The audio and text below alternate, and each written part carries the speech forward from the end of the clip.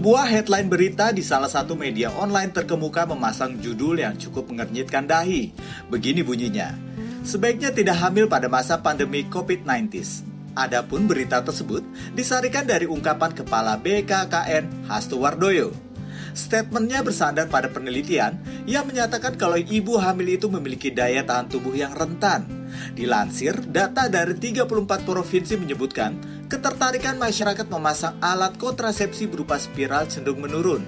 Hal inilah yang dikhawatirkan dapat memicu banyaknya kehamilan di masa pandemi ini. Di sisi lain, bila terjadi apa-apa selama proses kehamilan seperti pendarahan misalnya, maka penanganannya bisa jadi dinomorduakan. Lantaran prioritas di rumah sakit menjadi berubah selama masa pandemi. Tolak ukur penanganan medis pun kini diukur dari seberapa emergensi kasus tersebut. Oleh karenanya, menunda kehamilan adalah pilihan terbaik. Memiliki balita di masa pandemi juga mesti ekstra hati-hati, sebab balita sama halnya dengan orang dewasa. Mereka juga mudah terinfeksi.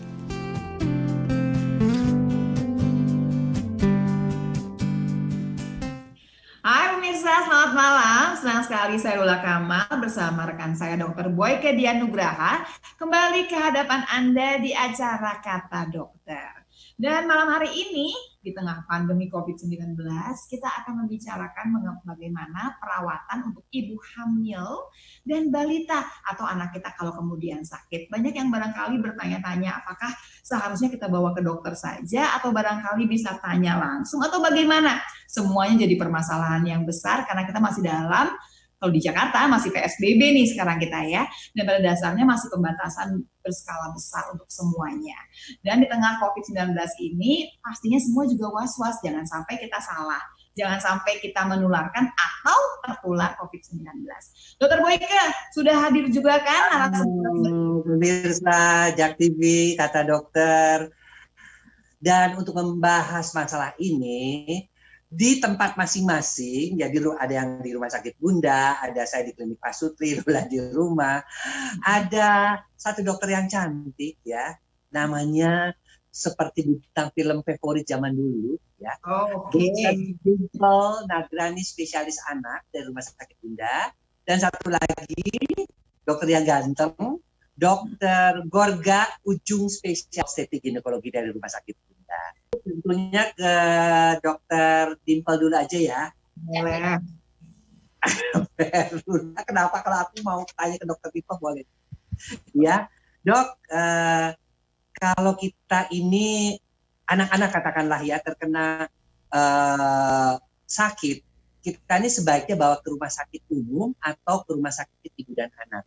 Kadang-kadang kita pikir kalau rumah sakit umum kan pasti mereka sudah memutuskan ke pasien-pasien corona, tapi ke rumah sakit ibu dan anak juga karena seringkali katanya kalau anak-anak itu tidak membawa gejala, taunya bisa dokter kena, bahkan juga bisa menular di antara itu. Seperti apa dok? Mungkin bisa dijelaskan Dokter Dimple? Ya, terima kasih dok. Jadi kalau saat ini yang kita sarankan itu adalah ke rumah sakit yang memang memisahkan pasien-pasien sehat atau pasien-pasien vaksinasi dan juga pasien-pasien yang sakit. Jadi kita bisa memisahkan area penanganan pasien yang sehat dan datang hanya untuk kontrol dan juga vaksinasi, dan juga area di mana ada pasien-pasien dengan gejala batuk, pilek, dan juga demam. Jadi apakah itu rumah sakit umum atau rumah sakit ibu dan anak, boleh saja, yang penting kita pastikan ada pemisahan area tersebut. Baik. Jadi kan ceritanya begini ya Dokter Dimple ya, bahwa jangan sampai kemudian anak kita tidak sakit, cuma mau imunisasi nih, jangan sampai tertular dari yang lain, gitu ya. Atau memang yang lebih repot adalah kalau kemudian anaknya sudah ada virusnya, itu juga repot ya kan, kalau tanpa gejala sama sekali. Begitu anak datang, apa yang diperiksa dulu sebelum kemudian imunisasi dan lain-lain? Untuk anak-anak prosedurnya sama, jadi kita harus melakukan pemeriksaan suhu dulu sebelum masuk ke area rumah sakit, sudah harus periksa suhu. Kemudian pastinya kita tahu kalau anak-anak kan pasti akan ikut dengan orang tua juga akan melakukan pemeriksaan suhu dan akan ditanyakan tambahan pertanyaan mengenai gejala. Jadi bukan hanya demam saja, tetapi ada batuk pilek atau tidak. Kalau memang ada, berarti otomatis anak tersebut juga tidak bisa berobat di area sehat. Oh baik. Anak tersebut, kalau di atas 2 tahun disarankan untuk memakai masker, kalau di bawah 2 tahun mereka disarankan untuk memakai face shield. Oke, baik. Nah, jadi sekarang udah aja ya dok ya pengaman-pengaman untuk anak-anak sendiri. Tapi kan ada yang mengatakan bahwa anak-anak itu kan kadang-kadang nggak ada gejala ya, tetapi dia faktor carrier. Nah kita tuh takut karena anak kita bersamaan, apakah juga diatur jaraknya? Karena kita takut dia nggak ada gejala, nggak ada batuk, nggak ada apa, tapi tiba-tiba anaknya ketularan. Bahkan mungkin orang tua yang mengantar ketularan dari anak yang menderita COVID yang tanpa gejala.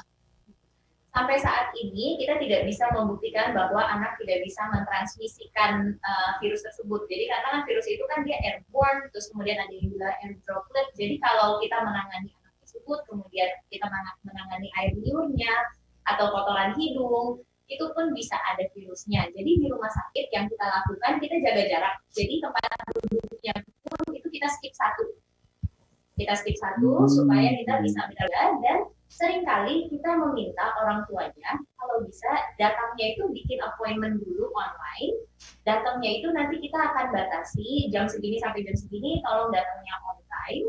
Dan sementara anaknya tunggu dulu di mobil dok.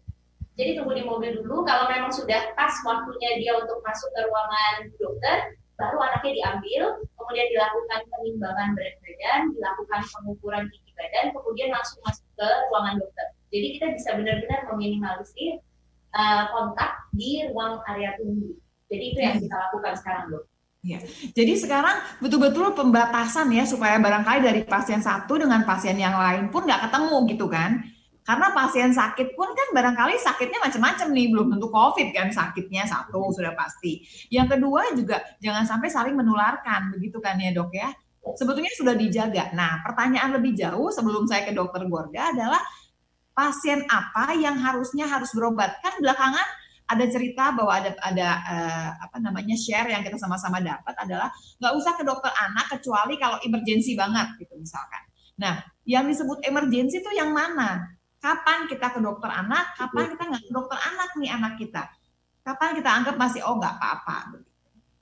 Kalau terdapat gejala, seperti contohnya anaknya terdapat demam, kemudian ada gejala batuk, pilek, jadi intinya ada gejala-gejala infeksi saluran pernapasan atas. Nah, kalau anak tersebut tidak ada sesak atau demamnya itu masih kurang dari 3 kali 24 jam, sebetulnya kita bisa menyarankan telemedicine dok. Jadi kita online consultation dulu.